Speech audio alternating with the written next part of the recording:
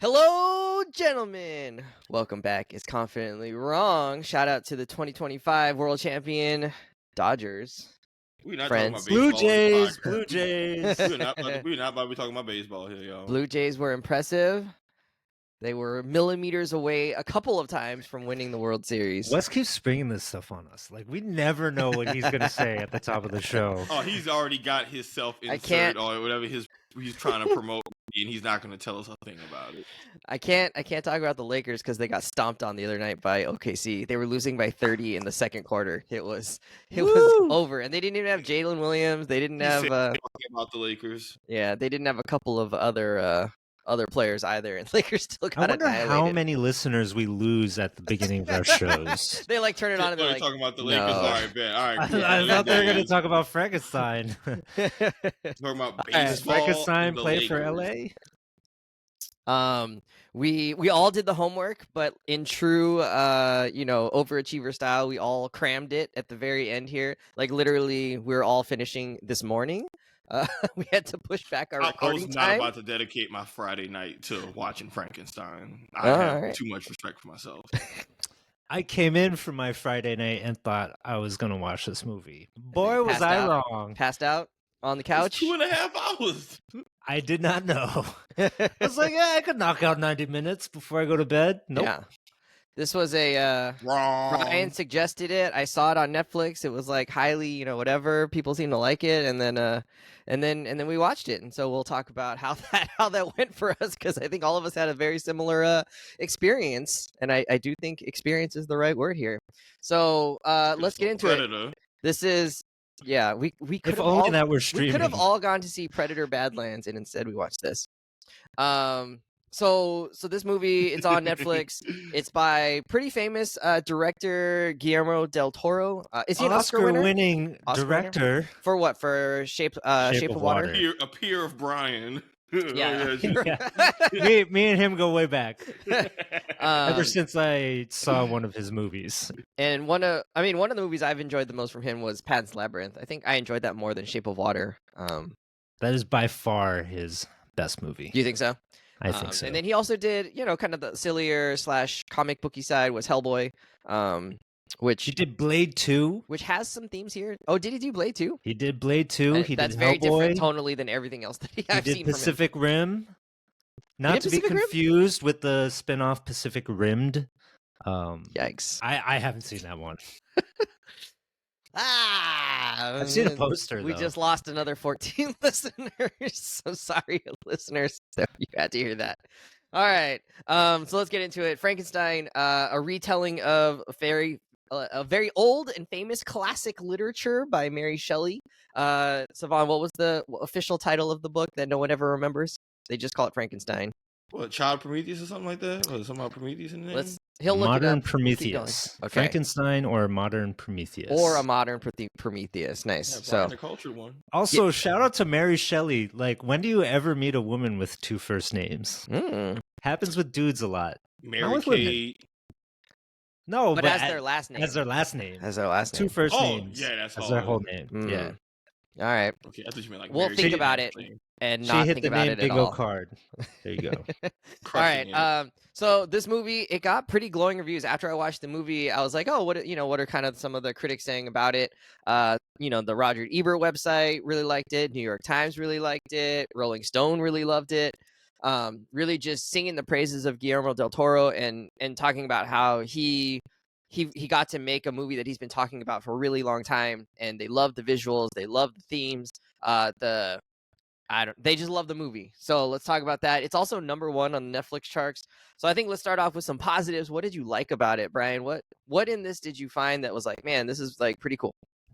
Monsters. The best part about, I think, nearly all of Guillermo del Toro's movies is the creativity and weirdness and attention to detail that goes into creatures. He loves making creatures. Shape of Water is like, the amphibian type creature, and then you got Pan's Labyrinth, which has a bunch of like fairy tale type creatures. The most notable one, the dude with no eyes, but He has eyes? has them. He has eyes in the palms of his hands, and he puts his hands up on his face where his eyes should be, so that he can see as he approaches So visually a striking. vulnerable young girl. Yeah.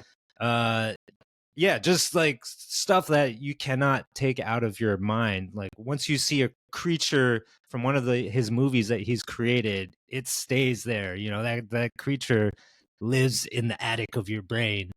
And so I think, you know, I just like his other movies, Frankenstein obviously has the Frankenstein monster. And Wes, go ahead and chide people and let them know that Frankenstein is not the name of the monster. Brian, did you know that Frankenstein isn't the name of the monster? Actually, we all What call is it that, it? but it's not. There is no name. He's just the monster or the creature, but he never gets a What's name. Frankenstein? Frankenstein is the actual name of the doctor that created him. Whoa! Oh my god! Now you Oh know. my god! What? That's impossible! That's impossible! Hide your children. So yeah. I did so think that though for like, I don't know, 30 years of my life, 35 years of my life, I thought it was Frankenstein. Good job. Yeah. Good job, Wes. The correct pronunciation, by the way, is Frankenstein, in case you haven't seen Big Daddy. But anyway, the monster itself, in this particular version, is really interesting. You know, it's not like the Lurch type character that you might think of if you Very ever go different. to Universal Studios and they have like the old school Frankenstein monster, and you know the guy with like, he's got bolts in his neck and he just looks like a mattress and walks out with his arms stiff That's in the front best of him. description I've ever heard of. He looks like a mattress. He looks like a mattress. Yeah, he's just rectangular. Lumbering. Yeah, he's like Lurch, basically. Yeah. This is not that kind of Frankenstein. This is a sinewy, like kind of athletic looking Frankenstein who maybe could play for the Spurs. Cooper kind of Flag-esque. Frankenstein. Oh, okay. More Yeah, Wendy. a little bit. Yeah, he plays for some Texas NBA team. Freak. Yeah, that's another good analogy. And you know, of course, he's made from a bunch of different body parts from other cadavers and whatnot, and so you know he's got the scarring and whatever. But I think it's really fun to be in Dr. Frankenstein's lab and see all the stuff that he's doing with bodies on his way to creating Frankenstein. And you know, that kind of stuff is just like classic monster movie magic. And you know, from whenever this story first came out and when it was first adapted for movies and film up to now, it's still a really enduring and kind of just fun popcorny thing to watch unfold on screen. And you know, Guillermo del Toro delivers his take on it, which is cool. It, you know, it has a certain vibe to it. And then for good measure, he also adds like you know, one or two other like weird looking creatures. Like Dr. Frankenstein keeps having these dreams, and we see like a blood soaked angel type thing that keeps trying to communicate with him, and you know, that's pretty freaky. And yeah, so I think that's to me, that's like one of the first things that strikes me about this version of it. I also like the non-linear storytelling. Right, there's kind of a like it goes back over some of the same events but from a different perspective, or we fill in some gaps here and there. So I like that it wasn't just a straightforward, you know, like A to B. Yeah, plot.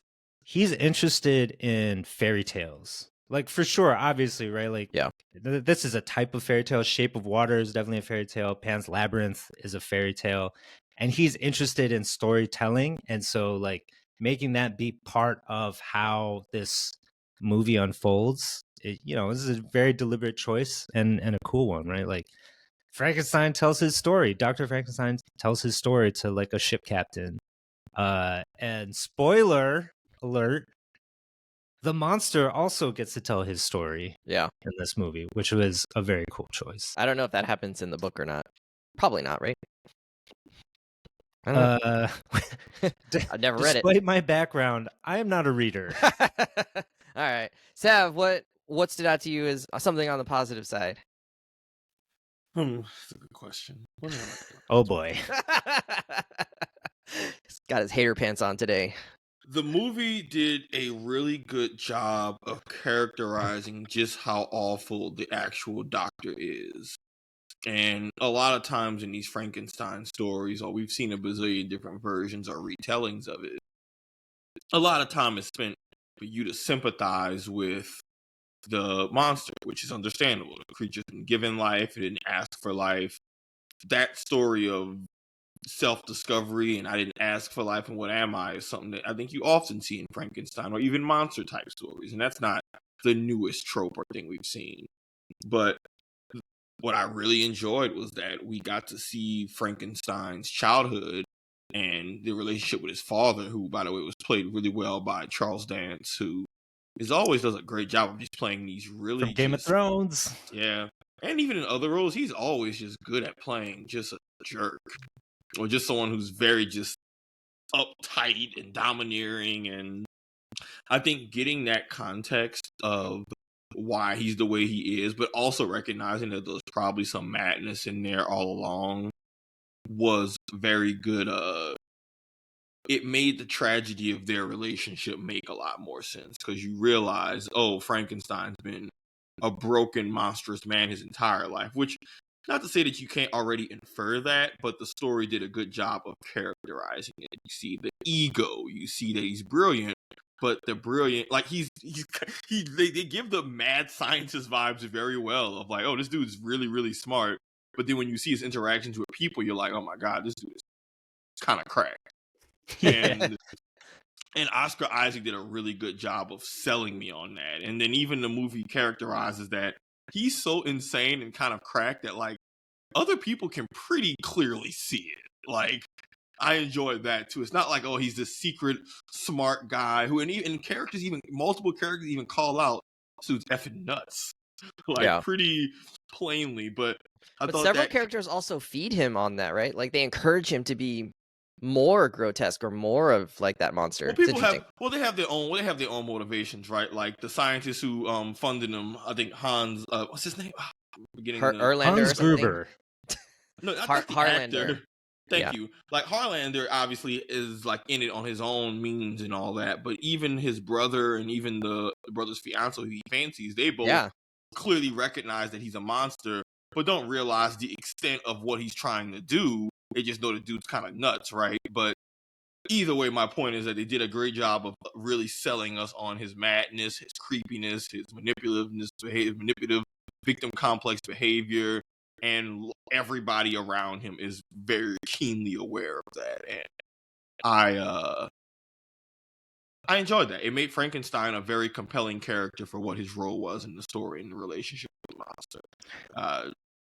And just, you know, his the casual nature of which he goes about the bodies and just his scientific method and the montage of him carrying body parts, all that. Like the Frankenstein monster was cool, but I really appreciated like me being very sold as a viewer that, oh man, Frankenstein is the real monster, which we know that from the themes of the story, but they really like punched it home in a way that I feel like other stories about Frankenstein I haven't seen.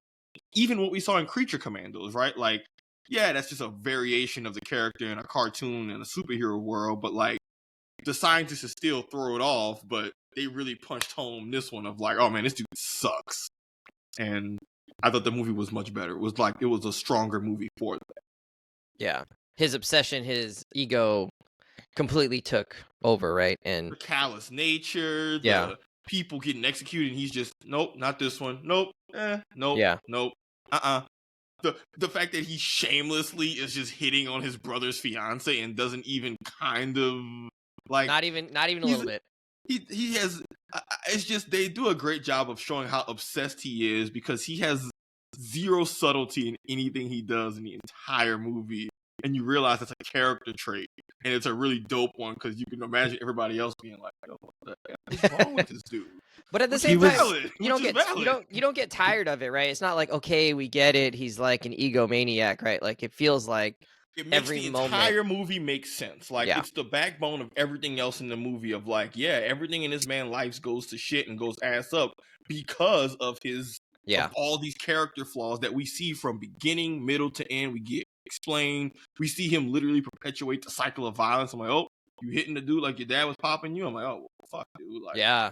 Like it's one of those, everything goes wrong, but you understand why, which makes, we'll talk more about the monster. It makes his story that much sadder because it's the opposite, right? Yeah.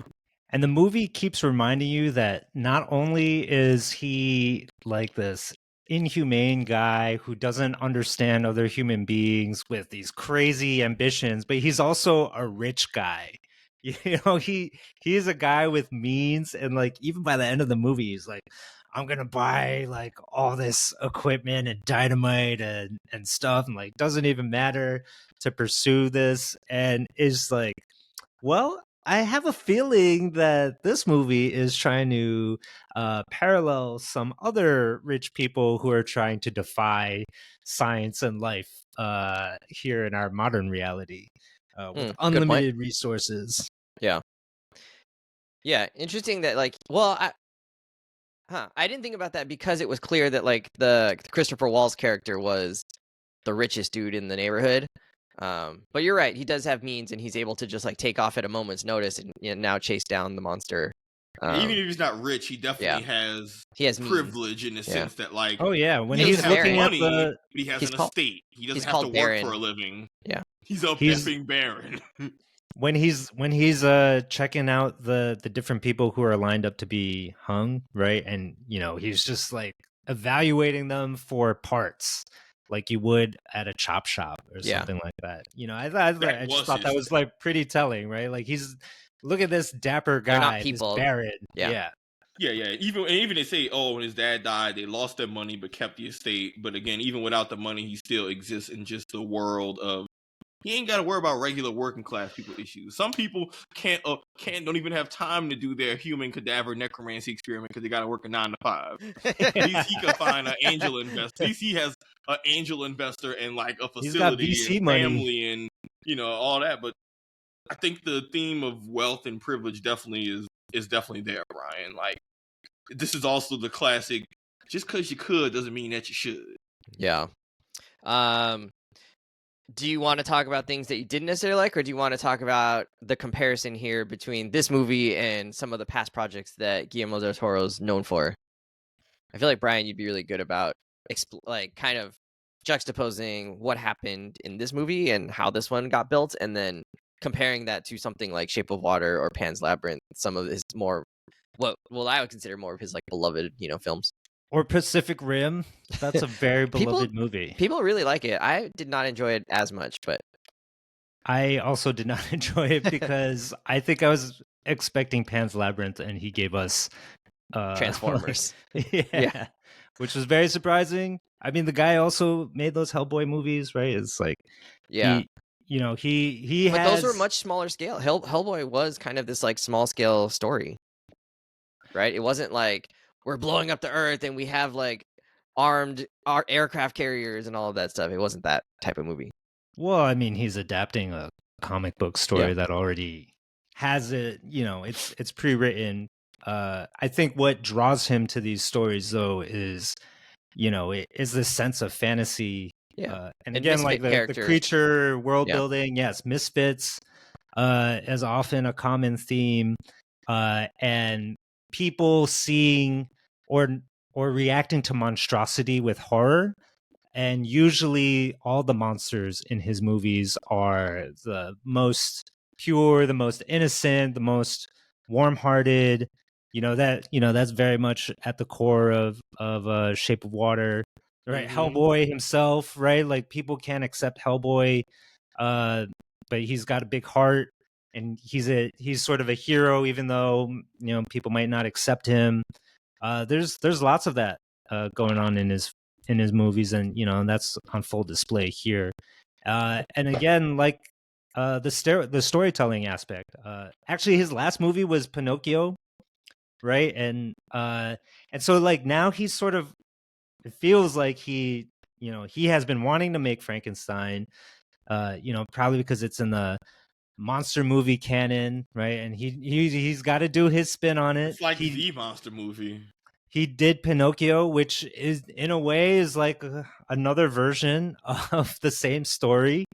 If you think about it, But also, I kind of think like, if either you guys or anybody out there try to watch Pinocchio, it's not great. I gotta say.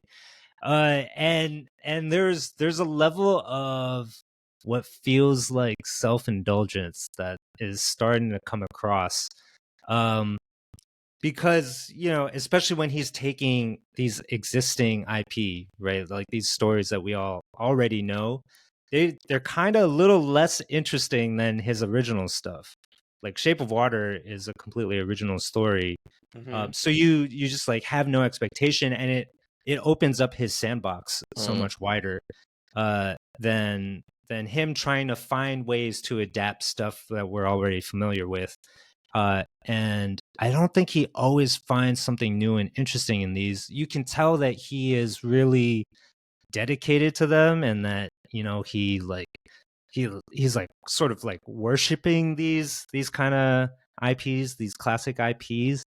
But yet hasn't like really brought something like shockingly new and interesting to the stories. Like he definitely understands them, and I appreciate that he brought this new format of both Frankenstein and the monster telling their sides of the same story. I think that, again, that's pretty cool. But at the same time, it's like, we know this story. Yeah. So Brian, you say self-indulgent. Tell me what you mean by that, because I don't really know Del Toro's his filmography super well. And we've talked about other like directors, whatever, who they have a brand, they have a stamp. Gunn. Oh yeah, We Mr. Gunn. Waititi. Oh yeah, we were joking about Spike Lee in the pre-conversation. Like, we know what directors can look like when they have too much of their brand or stamp and it's self-indulgent. I don't know Del Toro very much. Like, you say that there's moments that feel that way. Could you like point it out to me? Or like, what's the moment where it's like, hey man, you're kind of just ringing your own bell a little bit? Like, when did that happen? So like in Shape of Water. No, I mean in this movie though. But Shape of Water, sure, but I think this will like help exemplify what I'm talking about. In Shape of Water, there's a scene where like somehow they fill an apartment full of water, and like the water monster and the woman who's like taking care of him, who like helped them escape from the lab, right? Yeah. Are in their apartment, they fill it with water, and they're like having this like romantic, sensual water dance underwater, with like really sentimental music playing, and and they're just like doing this dance underwater, and it's beautiful, and they're like having this connection between human and creature, and all this stuff. And it's fun. It's fun, but it's also like really, really sentimental. It's like extra sweet. It's like let's pour all the maple syrup, the entire bottle, let's on just the drink pancakes. it straight from the bottle. We're let's cut right to the chase and just do an IV. And I think you see some of that here in Frankenstein, where it's like, oh, the damsel who like comes to greet the Frankenstein monster, and like they have their connection moment of, oh, you're not really a monster. Yeah. The hands and let me touch glove. your face, and let me show you the beautiful maple leaf that I put into the water, and we watch it flow down the drain pipe. It's like I don't really have like the words to articulate what that is, but you know what I'm talking about. No, the scenes of like in these it's monster so flowery. Stories. Yeah, no, it's like what you mean. That's indulgent. Like when you have them. No, so Del Toro likes these movies where they have this misunderstood monstrous character, and he loves to really pour it on when there's a scene of them showing that they're not really the monster you think they are. Yeah, and whether it's the Pan's Labyrinth, whether it's in Shape of Water, whether it's in this, there's always a misunderstood creature and a really, really ham-fisted, over-the-top scene of them bonding. And to you, it feels like, hey, man, you kind of come off the top ropes a lot with that. And after you've seen a lot of your movies, it starts to become like, so you probably went into the movie thinking, oh, she's going to find the creature and they're going to bond for like a maybe excessively long scene. Yeah, it's okay.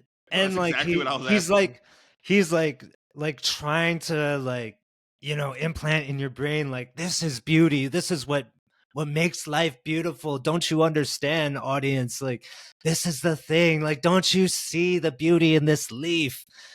And it's like, dude, This is a Wendy's. this is a monster movie.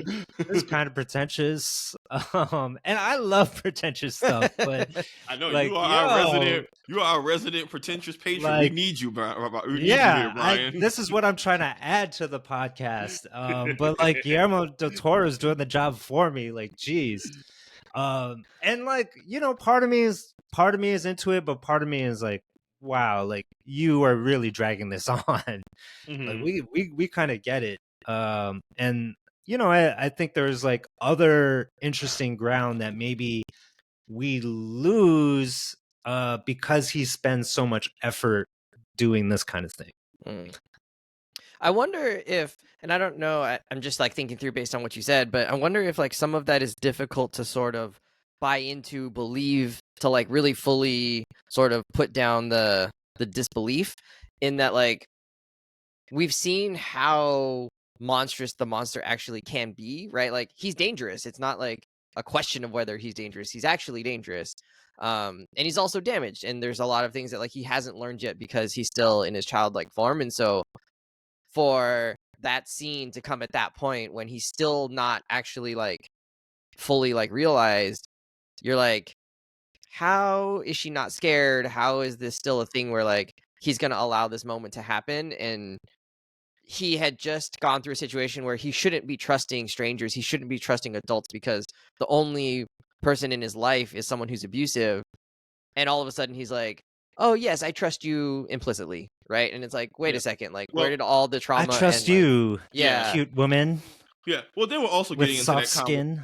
But then we're also getting into the conversation of like, are we upset about the logic of the scene or the execution of the scene? Because I do think those are two different. Like, I do feel like, Brian, your thing is more about the it's very much execution, yeah, rather than like where it fits into, rather than like the logic of it's not about whether or not he logically should be scared of her of him. It's just more of a, hey man, logic or not, you're doing too much with just the drawn out nature of it.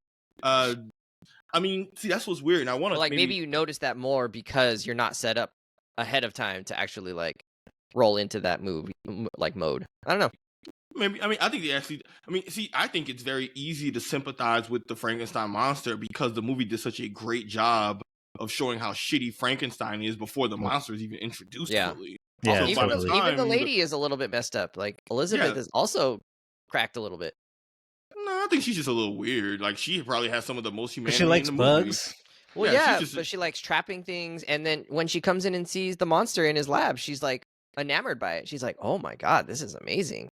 What you're doing here is incredible." Yeah, but she's also immediate. Yeah, and then you're also leaving out the immediate disgust of why it's locked up and trapped in the basement. And she's like, "Yo, why did you even?"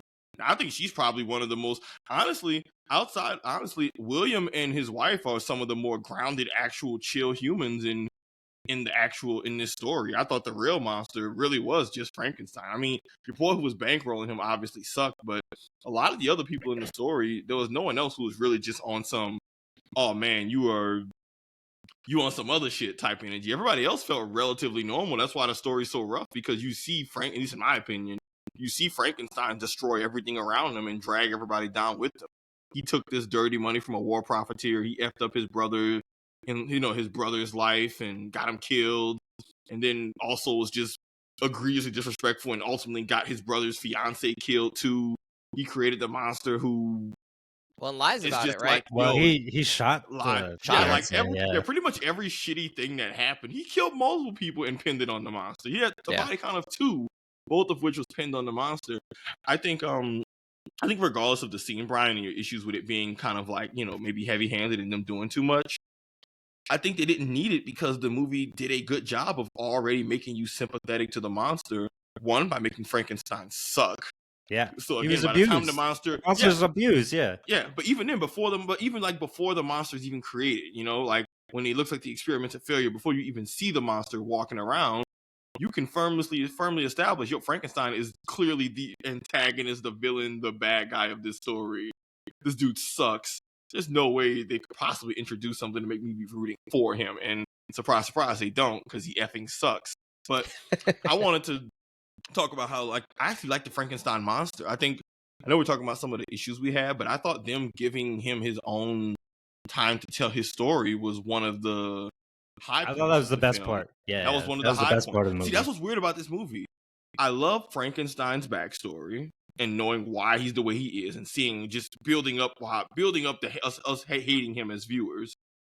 But then us sympathizing the Frankenstein monster and seeing his story, and the story not just being, oh, humanity sucks. His thing is kind of more so of like nature and life is just rough, which I thought was an interesting twist. Normally it's humans are the real monsters, yada yada, but even all the tragedy he goes through telling his story, none of it's really centered around humans bad. It's kind of more about just the inevitable conflict of life. And he still comes to the same conclusion of being alone and having to deal with that despair. But I thought it was interesting that, at least in my opinion, it was less about the human world being awful and humans suck and blah, blah, blah. And, oh, nature good. It's nope, nature's rough too. The wolves will absolutely just pull up on y'all and wreck your shit, and that was nothing humans could have done. The thing with the people shooting him was like a misunderstanding, a reasonable one at that.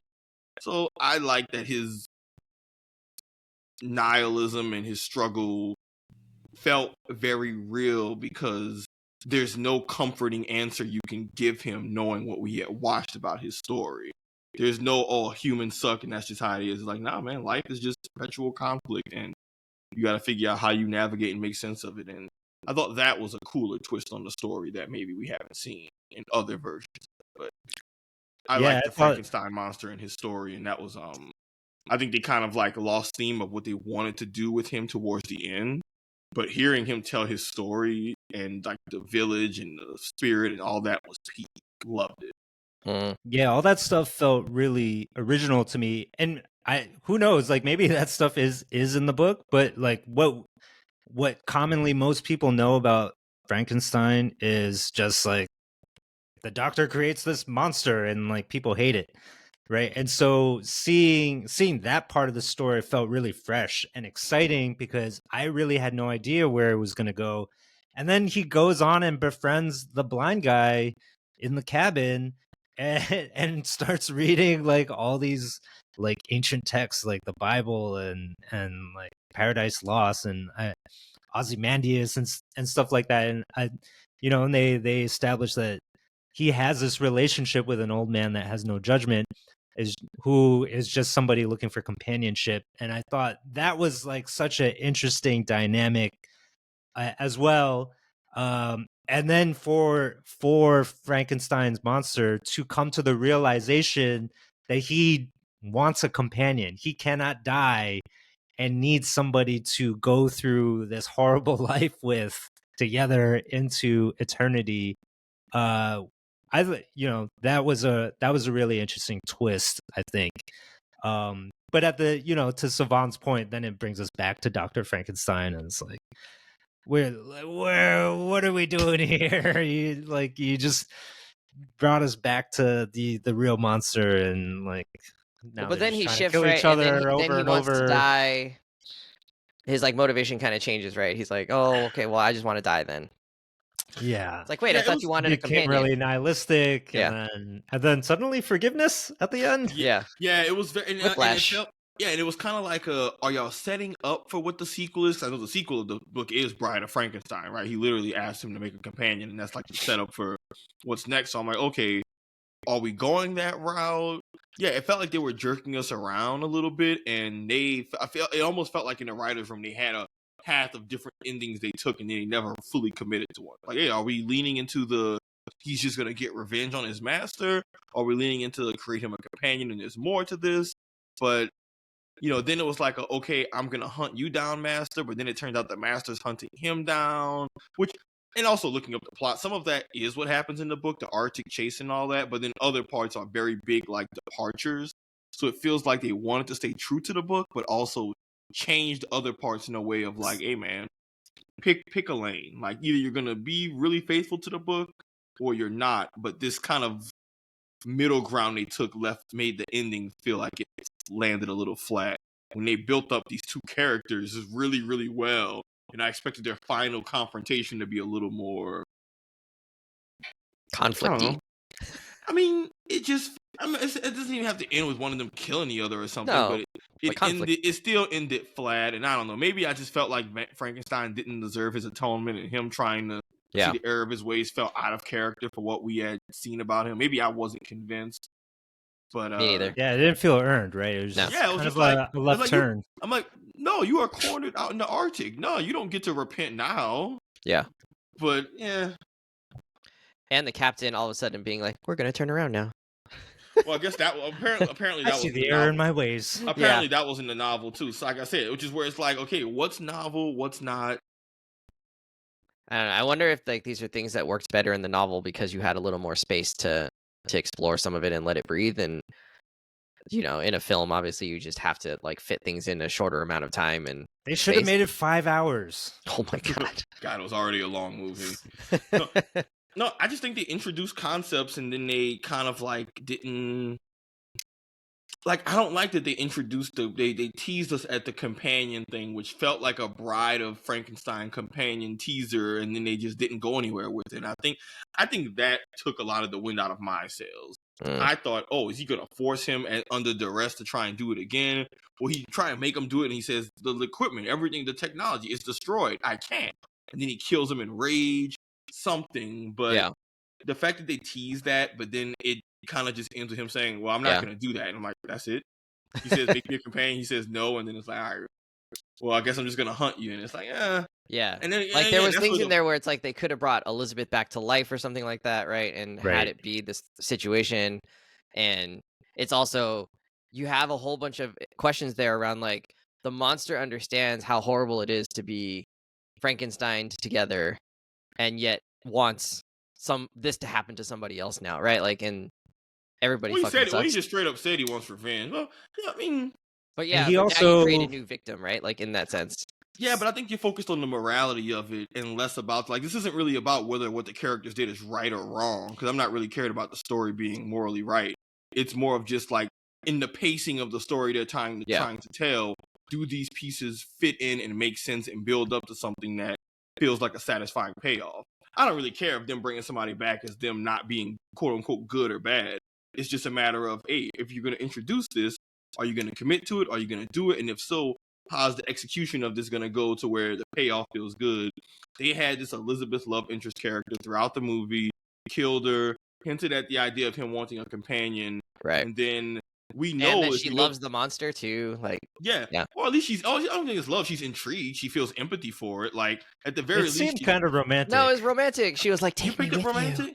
Yeah, she was like, when she like jumped into his arms. Yeah. I'll have to rewatch it. But either way, they clearly freaky. Either way, though, that whole thing ended up going nowhere. And even in the novel, like they apparently get married on. Frankenstein marries Elizabeth because they're like a child. There's something, but Frankenstein marries Elizabeth. In the book, the really? doctor. The doctor marries her because I guess it's like I said, certain things I guess they changed. Wow. But either way, they built up this whole idea of a companion or whatever, and then they just completely abandoned it.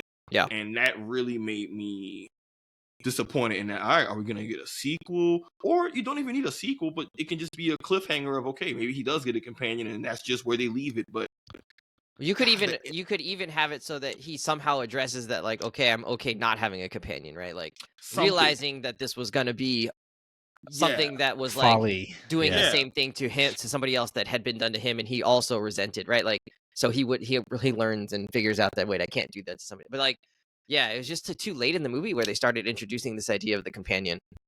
Yeah, I also thought it was like it could go in the the exact opposite direction where the monster becomes monstrous by creating his own companion, right? Because Frankenstein won't do it, and then like and then the whole cycle just continues to perpetuate itself.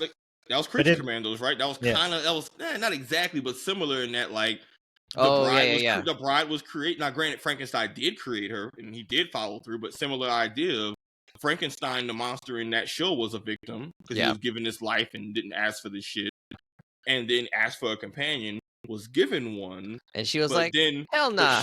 But to your point, it's like, hey, she needed to learn existence and life and all that, and it did he becomes the monster, and it was full circle. Like I said, I don't really care what they do with the bride story, but don't introduce it and then do nothing with it. That really is a disappointing concept. Again, when Bride of Frankenstein is a known thing, it's not like maybe not. It's like, no, anyone who's familiar even remotely with pop culture knows that there's the Frankenstein bride with the big tall hair and the white streaks on the side. Like, that's a pop culture phenomenon.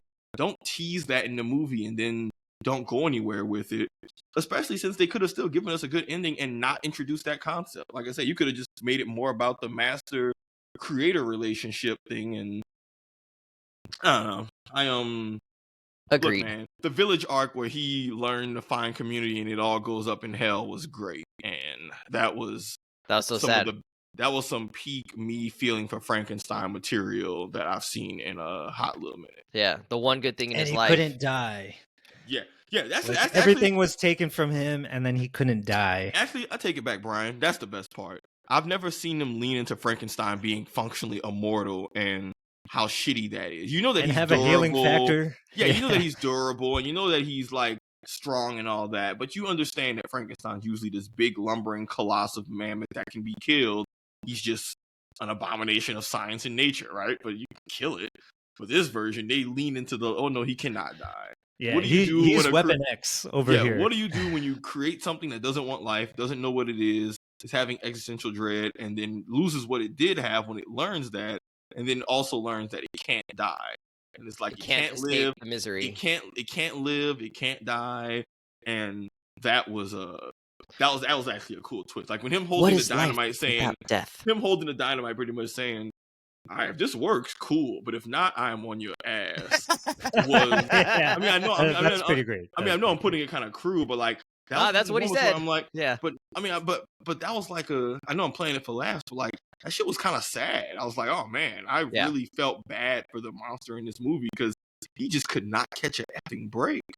And again, some of it's the cruelty of man, some of it's the cruelty of the world and nature in general, but it was rough to watch this character just take continuous L's with no sign of anything working out in sight. And this again, is sort of that was a good part. That was a high point in the movie. I'm like, man, this fucking sucks, bro. And this kind of like comes back to my criticism of where the director took it, right? It's like they're going in this very dark direction about like, existential dread, nihilism, what is the point? And the director clearly wants us to get back to this more sweet ending of like forgiveness and breaking the cycle of violence, but doesn't take the steps to get us out of that dark place, even though that dark place was really interesting. And like to your point, like, it was kind of like the dopest extension of the story, and then does this U-turn of like, oh no, but we try to kill each other, but really we should forgive and forget. Like, yeah, it tried to be too happy ending. It's like a level of sweetness that wasn't deserved. I mean, you could bring us to that point if you didn't take us so far down the deep end in the other direction. Mm-hmm. Or maybe they would have Frankenstein some redeeming qualities. They would have had to like work together or do something that earned they need a trust realization together somehow. Yeah. I get it. Was the realization that he heard the monster's story? Is that's it? He was also cornered in the Arctic, effed up under duress after being chased down. Like, homie, of course you can try and forgive. You can try and say, I understand. Now, home, you tracked down, cornered under duress. Like, can't go nowhere. That's an interesting read because he tried to pull the same stuff on Elizabeth with his fake ass apology, and she was not having it. Oh, yeah, it's because he's a sociopath. Like, the dude's an absolute nut. But to your point, though, which again, that's like, but you're right, Brian. They tried to, you're right. Del Toro, maybe in essence, wants his movies to have a glimmer of light and hope at the end, no matter what. And this doesn't feel like the story to do that. And if it is, how you did the story leading up to it did not endear to create that. This was a very gothic, dark story where awful things happen to people. It's tragic. There's no happy endings. And so it's hard to try and give Frankenstein's monster a hopeful, maybe happy ending when everybody in this story has died an awful, avoidable death. And outside of Frankenstein, no one deserved what happened to them. Like, so it's hard to be like, oh, happy ending. I'm like, well, this sucks for everybody else in this story. Like, this is... No, I Why does Yeah, Frankenstein get his happy ending? And he doesn't get a happy ending, to be clear. He doesn't get a happy ending. His ending is just realizing, okay, I guess I just gotta live. His ending is basically life is a gift unto itself, and that you should make the most of that, which isn't a bad message, but that shouldn't be coming from Frankenstein, who did not a single redeeming quality once in the movie.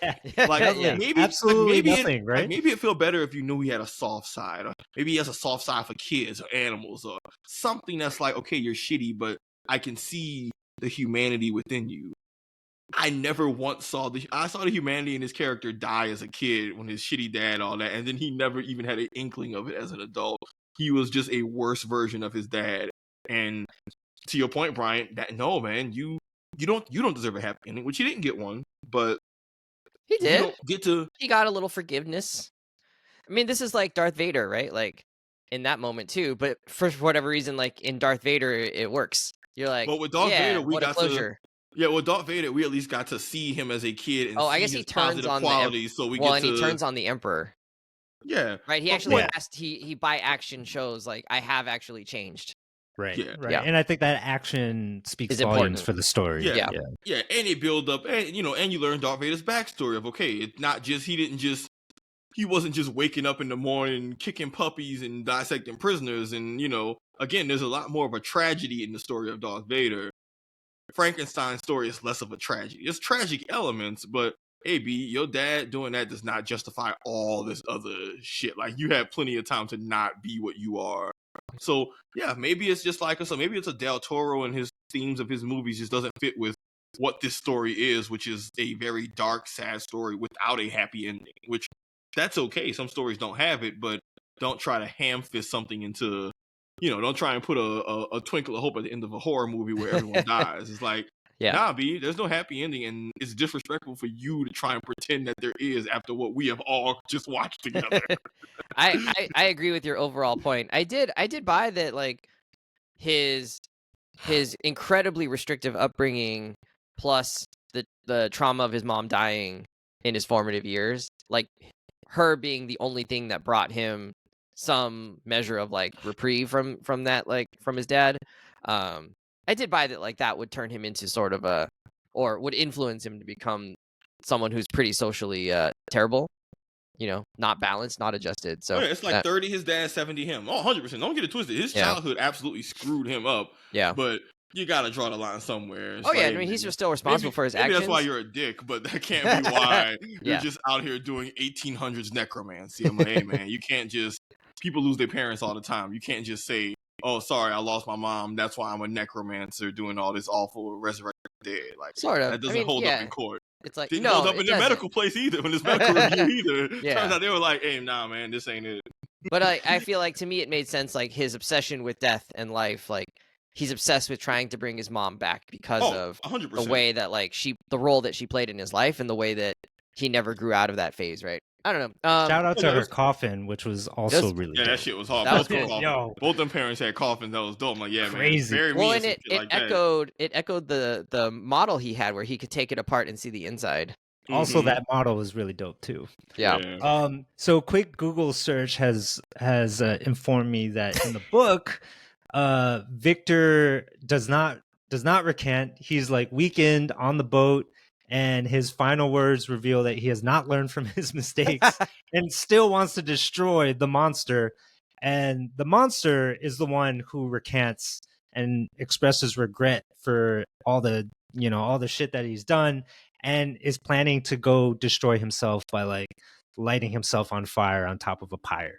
And then like leaves the boat to go do that. So just for what it's worth, that sucks was because the we've seen original that he source can't material. do that. Like even if he knows that if he tried that it wouldn't work. Yeah, Mhm. which the immortality thing I think is a new twist in this retelling. Well, thanks for bringing that Google info to us. I wanted to talk about two more things. One is the production, right? Like the actual sets and stuff like that. There were some things that were so incredibly like breathtaking, right? Like anytime they had like the bodies was incredible. Like there was so much detail in like the way that they moved, the way that they were taken apart, the way that they were like structured and sat and like positioned in the movie was like eye-opening. You couldn't look away from the figure on the table whose spine had been opened up, like, and had been like sort of covered with the red tarp. There's a lot of red going on. He had red gloves. And then, but Good. yeah, but and I know which flag he's I from. don't know, but it all felt like a stage production. Like everything seemed like not lived in to the extent that you would expect in some ways. Like it all just felt Yeah, it fake. wasn't grounded, right? Like the outside of the power station, the inside of the power station, everything didn't really seem to connect. They were just like set pieces, but there wasn't necessarily like a lived-in feel to the world. The only place that felt kind of lived in was like the wedding scene, right, where there's all these people in this one big mansion-y place. Like that felt okay. I get it. What do you mean by lived in? Do you mean like I the don't aesthetics know. of like? Because sometimes things don't look lived in the sense that everything looks new and there's no wear and tear, and like the Avatar show on Netflix had the issue of like everything looks new. Oh yeah, like Yeah, the it clothes was- were new. Yeah. It's off-putting Right. because you have a bright orange cloak that if anyone had a bright orange, we all have our Yeah. favorite jackets. Our favorite, most For wearing traveling, clothes yeah. are faded, worn, tattered. frayed. Was it that, or do you mean lived in terms of like scenes where there's lots of people? Can you give me an example? Yeah, I of think what I think you he's mean by saying that? both, right? Yeah, I think it was Or, both, like, but I all of the think where it above. really struck me was in the actual lab room where you had the big glass battery things. None of that felt like it really existed. The light was like very, warm and like computer generated. That the sunshine was coming in from outside. It was always like sundown. It was never like middle of the day or nighttime or whatever. It was always sundown somehow, golden hour. Honestly, bro, that might just be some of the fantasy elements of the genre. Like, it is worth noting that sometimes when we see things that we know don't exist during that time period, like, it's worth noting pretty much everything that happened in his lab. At that point, we're going into like the science fiction fantasy area of that point in terms of the body arrangement, the lightning rod, literally the battery things is literally at that point we're getting into steampunk fantasy of like, yo, nothing like this has ever existed that we have a reference for. So I yes, think- the big giant green glowing capacitor battery thing that looks like the most stereotypical I didn't mind the out of a design of the battery cartoon itself. thing looks maybe not like.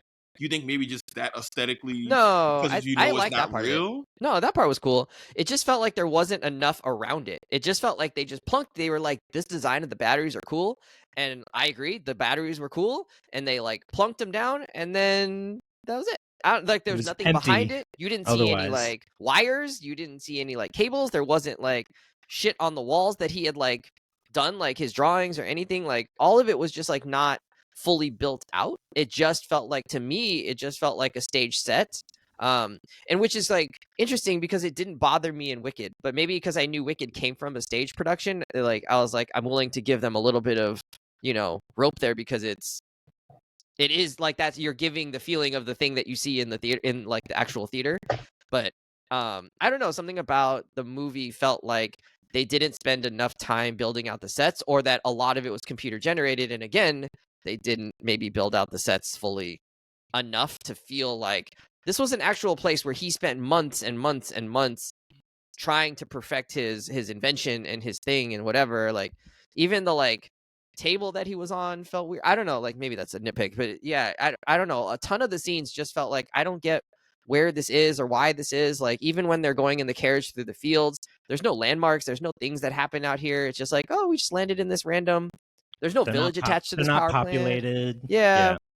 I don't know. So like all of that felt like they made a choice, and maybe it was a budget choice, maybe whatever. And like I don't mind that, like you don't have a millions and millions and millions and hundreds of millions of dollar budget, but it felt like whatever they did have, they didn't make the most of it in that way, and it kept taking me out of the reality of the situation. The ship didn't look very good. The big ship, it didn't look very good. The ice looked okay, but the ship itself just felt like fake.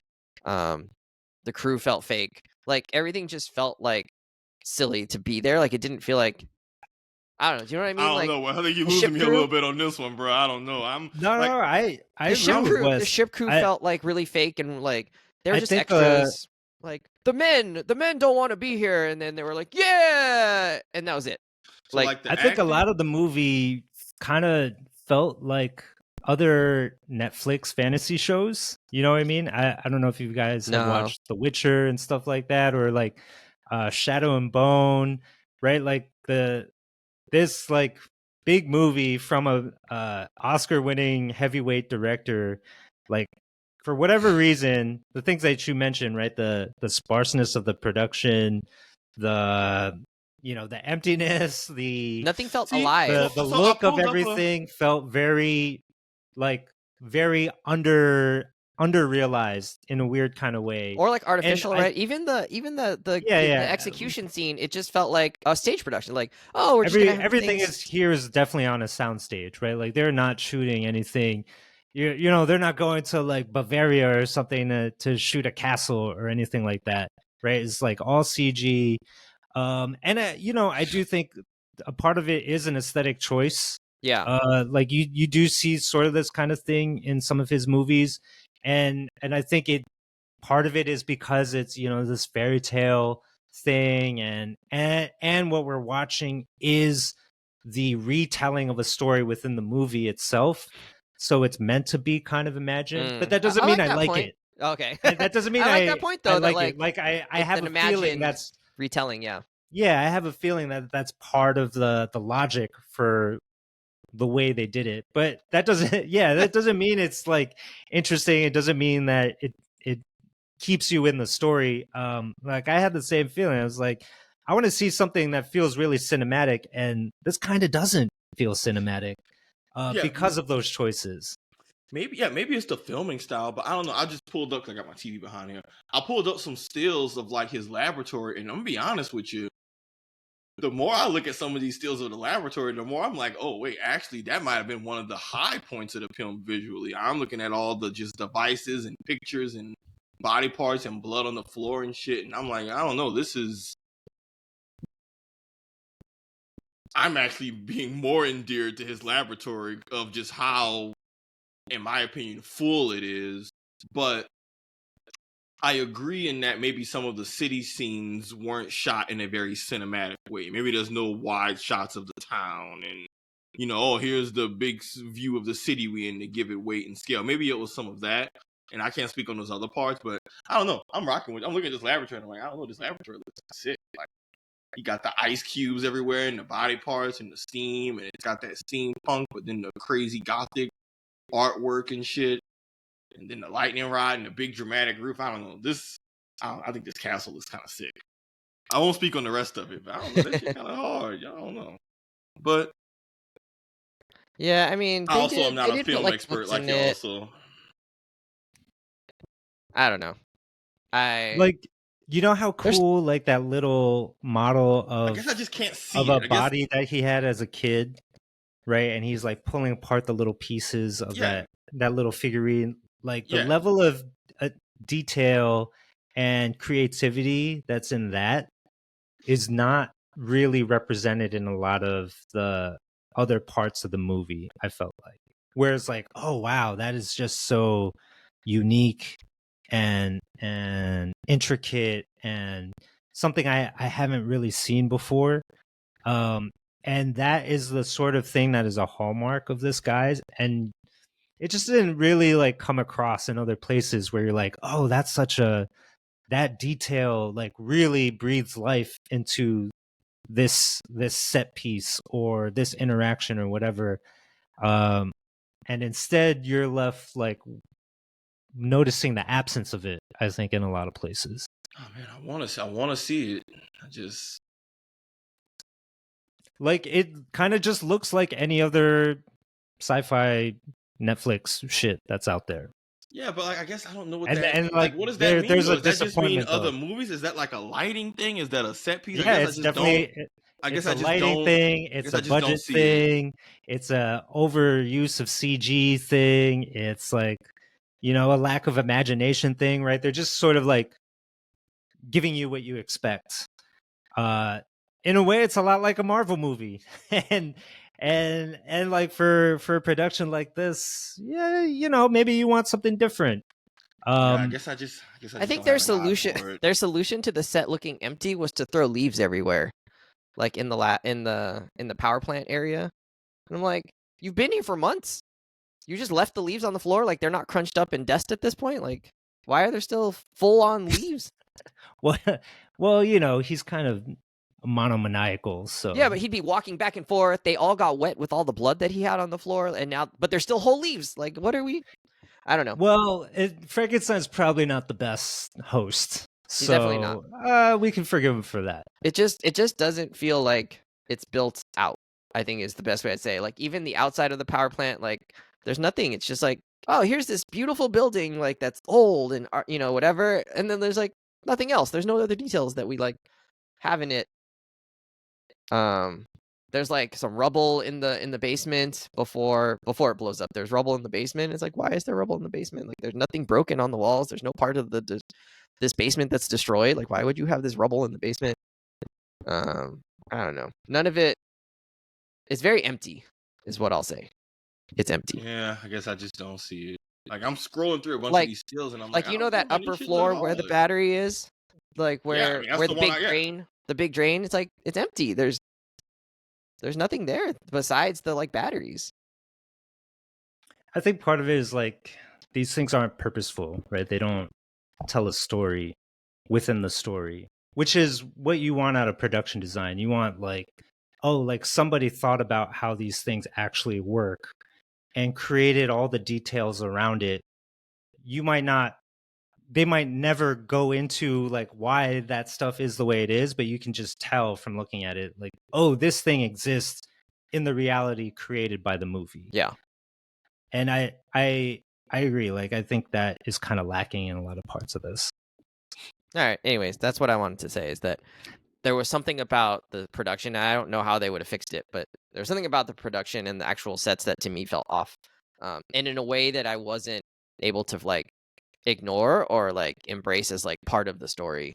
Whereas, you know, to contrast that with Wicked was the same way. Wicked was like overly lit, overly all these things, overly colorful. It was clearly like, why are these random people just dancing in the middle of the street? And it's like, oh, but like this is the homage to the stage production, right? Like that you have these smaller one shot sets that just last here forever and ever and ever in the same places, because like that's where this is coming from. And so it is you, I don't know, to me I was able to like embrace that part of it as like, oh, like at least they're like paying like respect to the stage production as well, and still making it a movie, because it can't just be like one static set the entire time that's very small. But in this one it didn't feel like you needed that restriction, and yet it's, to me it felt really apparent all throughout the movie, and it kept taking me out of like the movie itself.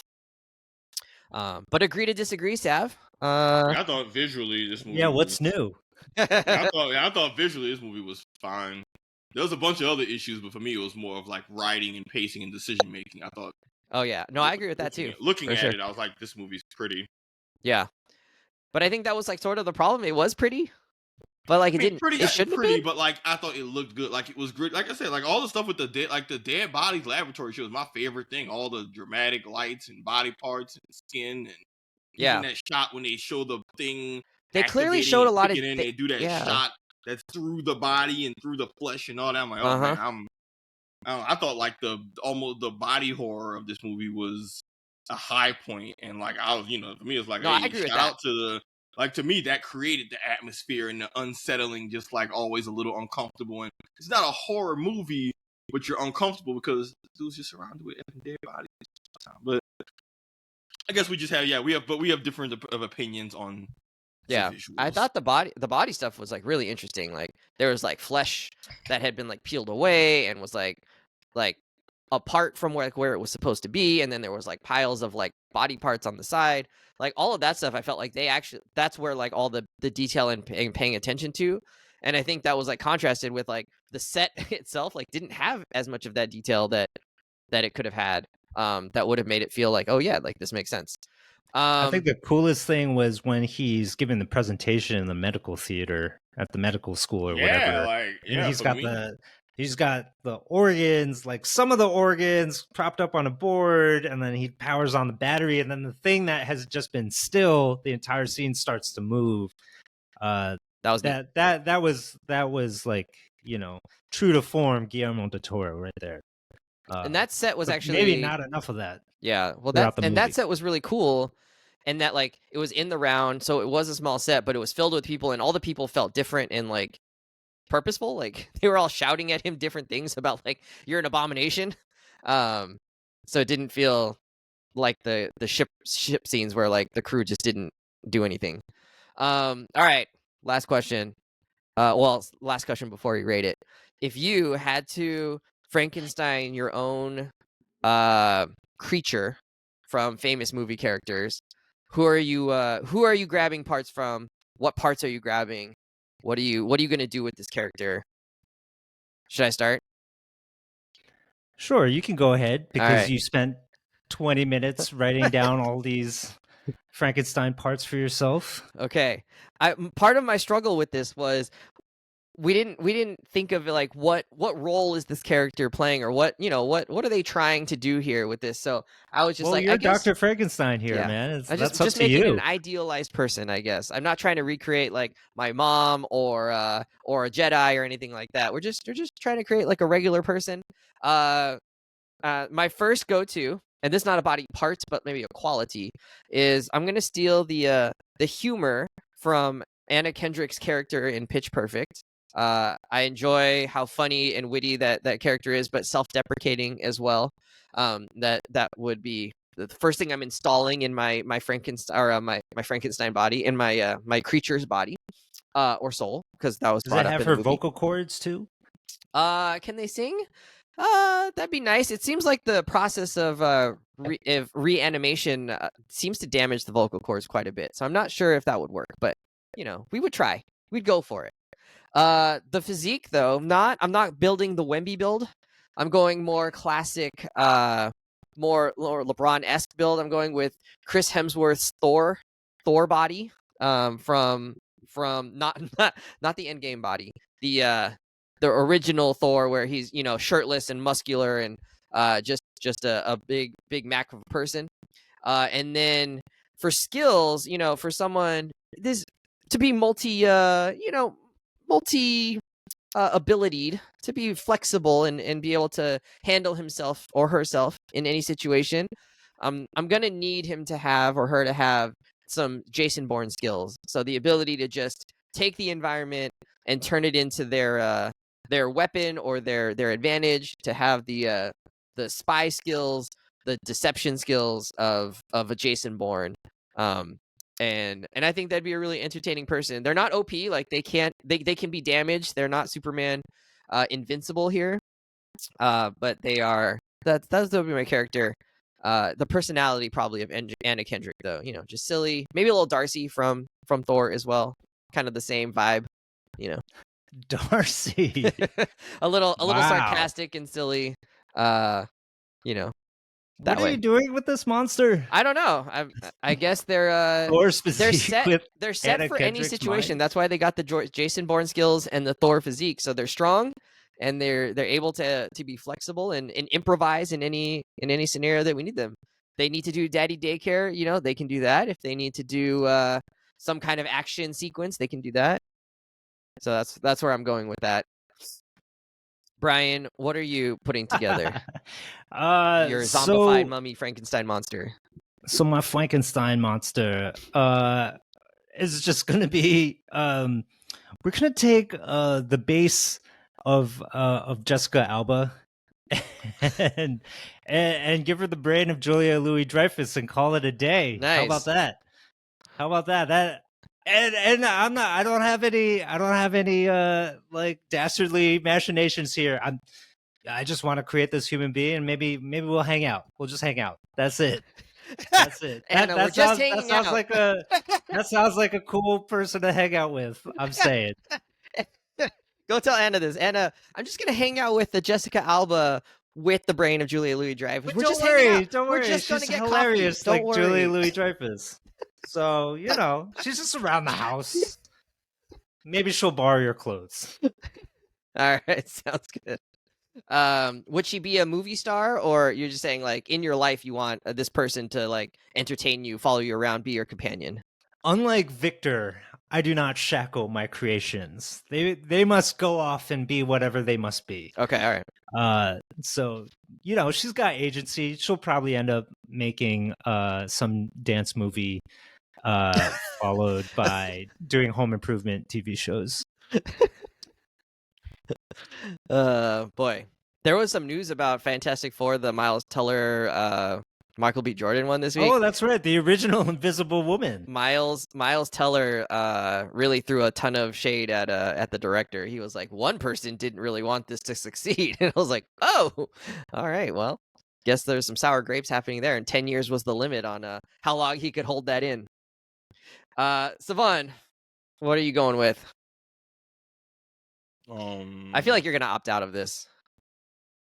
You feel like I'm gonna opt out of it? You know what? Because you said I'm gonna opt out. Fine, I'm opting out since you done made up your mind already. He wanted to opt out. No, All I right. didn't. I had one. All right, well, give it to us. Well, no, because now Don't you leave done the made up your people- mind on what I'm about to say. So Don't now leave. I'm offended. Don't leave the people Now hanging. I have been slighted. And Me now and Brian- no one is gonna know what my ideal super person's gonna be. Spawn, haven't you learned forgiveness from that 2.5-hour movie? Not the same way Frankenstein didn't earn forgiveness. Neither has Wes. Wes has not earned. I wasn't slighting you. I just felt like you were slighted like me. you didn't want to do it. No, you slighted me. That's not a slight. Yes, it was. No, I would take the brain of who's somebody who would be loyal to me. Loyalty. Whoa. So who's Whoa, so you want someone attached to you? Stephen Miller. Whoa. Loyalty. Different. No, that's not Different kind of Yikes. loyalty. Okay. Yeah, that's the loyalty that'll burn down my house in the process. I want Loyalty. What's- Simba? No. Abu? What's a robotic character? I Ooh, want Jarvis. Wall-E? I want to put the AI of Jarvis loyal to me into Okay. the body of the Hulk, and then Okay. that is just my muscly bodyguard. Do you need a Does- bodyguard? Or better yet, I'll do the actual Frankenstein monster and just have Vision. What do you want? Vision from You want Marvel. Vision? Just Vision. That's it. And he's Maybe just like my a longer he's vision. just my goon. With the and Mind then- Stone? Mindful or not, I have Vision, and that's just my personal assistant. Dude, a personal All he assistant does- with all of the processing power and access to all of the world's information, that would be kind of sick. He just Yeah. comes up with questions for this podcast. Yes, I Vision. have a vision. You come to my apartment, I just have a full Vision in the corner. What's that? Oh, that's my Vision. And what do you use it for? All kinds of stuff. My schedule, controls the Bluetooth on the lights. Makes my tea. Does some Yeah. farming in these video games. It's pretty sick. Yeah, and just using it for just Helps me with you my know, chess game. We you practice can a lot. actually look. The arm even has a bottle opener. You know, go full sin. Nah, I would probably get Thanks, some kind of Vision. just. I would have some kind of just like AI tech bio, just goon. So kind of like the Frankenstein monster actual thing, minus the playing God and cruelty. But like, I would have my own Frankenstein monster, kind of like Frankenstein did, but I wouldn't treat it awful. I'd be like, hey man, you would do your thing. We're working together. We're a team. But I'm not gonna just abuse it. Yeah. I'll probably No, have low-key- it. I'll probably have it serve me until it realizes, yeah, this isn't a sustainable model, and then I gotta let it go. So like, parenting basically. Of like, all right, you're my little helper goon, whatever. And then at a certain point, you out because I haven't got no control over you no more. Wes That's is exactly living what that parenting right is. now. Yeah. More or My- less. Well, I'm doing it wrong because my kids are not helpful goons.